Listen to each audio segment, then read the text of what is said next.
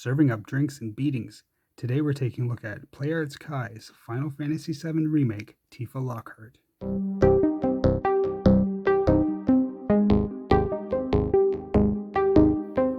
Welcome back. Now before we take a look at Tifa and her packaging, a question for you down in the comments.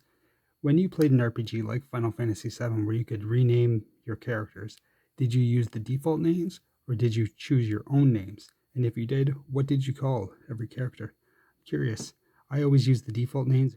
Anyway, looking at Tifa and her packaging, see a nice picture of the figure here. The packaging does open to a flap from here. Again, another nice picture of the figure itself. There's a little bit of biography about Tifa there, if you want to pause it and read it. On this side, we have a good look at Tifa and all of her accessories there, along with the 7th Heaven logo. Beside, a thinner box than we get with Cloud or Barret. And then further pictures of the figure there. And a bunch of, I assume, Japanese. So let's get Tifa at her packaging and see how she looks. So with Tifa at her packaging, we'll go ahead and measure her up. As you can see, she stands at 10 inches tall, or 15.5 centimeters. And for comparison's sake, we'll bring in the Playarts Kai Cloud. You can see how they measure up. Just about the same height. You will notice that Tifa does appear a little bit darker skinned than Cloud. Cloud is pretty pale.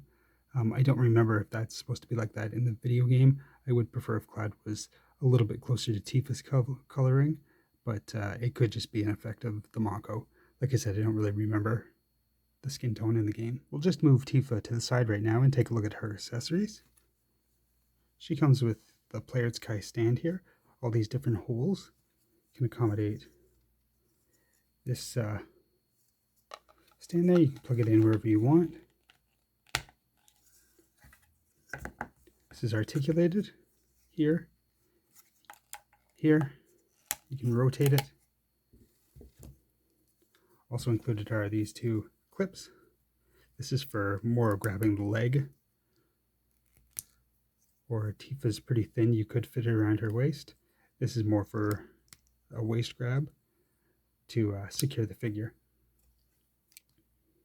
So in addition to the two fists that I have on the figure right now, you do get a variety of hands. All on this neat little stand here. I like this little stand. You have an open left and right hand.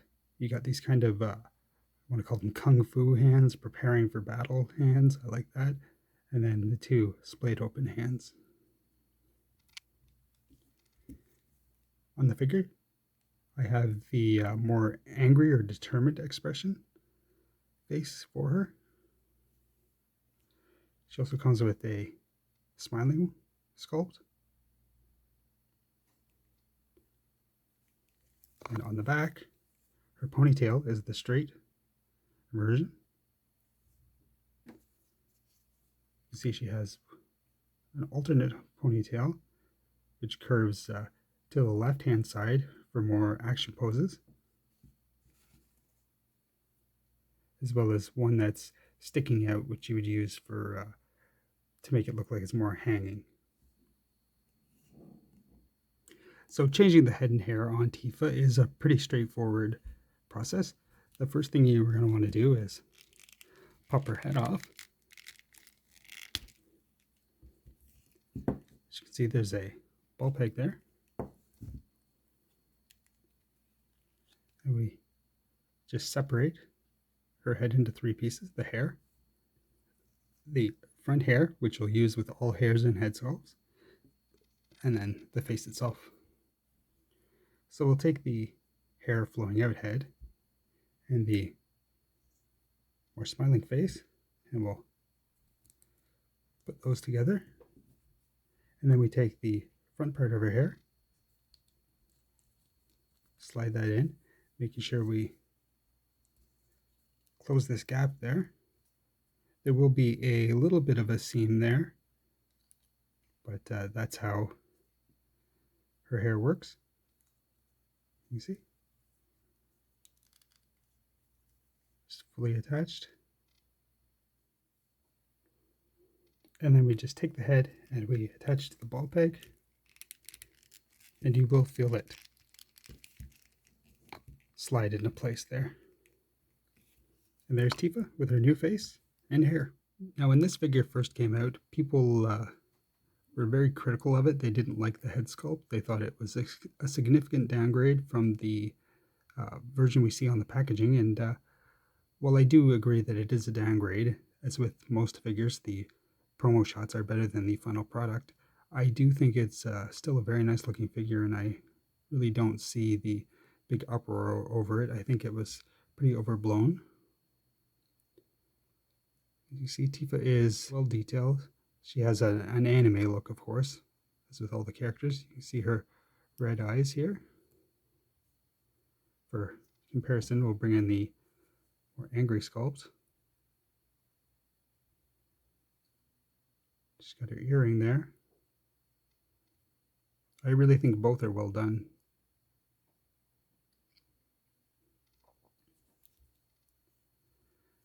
Moving down the body, she has her undershirt here. Very controversial for some silly reason. And her suspenders, which do pull out to allow her articulation. You can kind of push them back in to tighten them or leave them loose if you wish. Her arm, right arm, is just got this kind of stocking over it. A little bit of armor on her glove there. On this side we have her more armored forearm. Again, her glove. Her skin is hard plastic in that it's not rubber. Neither is her chest or anything like that, like some other figures. Got the strapping on her back there that goes over her shoulders. Her skirt is a rubber, which is separated to allow for kicks and stuff like that, the articulation. The clips to her stockings there are not clipped, like in the game. So we go down to her legs, simple black stockings. Your big red boots, I really like the way that they hang up there. I think it's a pretty cool design. The laces are kind of a soft rubber.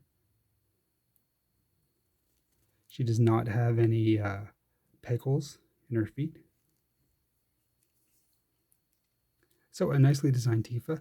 Again, I think she's pretty lacking on accessories. It would be nice to see different versions of her gloves that she wears, weapons. I would really like Seventh Heaven shot glass, or maybe a bottle of booze or something like that. And as with all these figures, they're missing their materia. Since materia is a big part of the game, I think that is a pretty big omission. So I would have liked to have seen that represented in the figures. So taking a look at Tifa's articulation, her head is on a ball peg. She has really good rotation up and down. The shoulders do kind of slide up and down. So if you're posing her straight up and down like that, make sure you have them equal, or she looks like she's slouching and it looks odd. You do, of course, get the full 360-degree rotation. There is a swivel at the bicep. The elbow is a double bend elbow, perfect for Tifa. There's no rotation at the cuff here. The hand does rotate and is on a hinge, not a ball joint.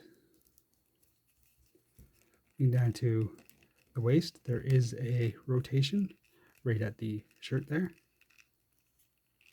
And she does have a full rotation right at her waist there. The legs are on ratchets. You can spread them about that far. She kicks back like that. You can kick her forward like that with the rubber skirt splitting in to accommodate that. Be aware that if you do keep her in a kicking pose over time, that could potentially warp that rubber, so it'll say sticking up if you put her leg down. We do get the double bend knee, which goes back all the way. The foot does rotate. This piece does kind of swivel. So this piece does swivel, so you can match it to her foot there if you turn it. There is a hinge that goes up and down quite a bit, and her toes are articulated. So very good articulation for her, especially a fighter. You're going to want her in some pretty dynamic fighting poses, as opposed to someone like Cloud or Barrett. Tifa is known for doing a lot of kicks, and you should be able to achieve all of that with the figure. So as mentioned in my Cloud review, these figures are $150 US, and I do think that is overpriced for what they are. They're very nice looking figures, but the lack of accessories is disappointing, especially the materia. For what it brings, though, I do think it is a nice looking figure. Again, Square Enix owns their own toy company, so it's unlikely they'll license them out to a different toy company. And they do seem committed to the line, doing a lot of the side characters in addition to the main characters. So hopefully one day we do have the complete party, all the Turks and things like that.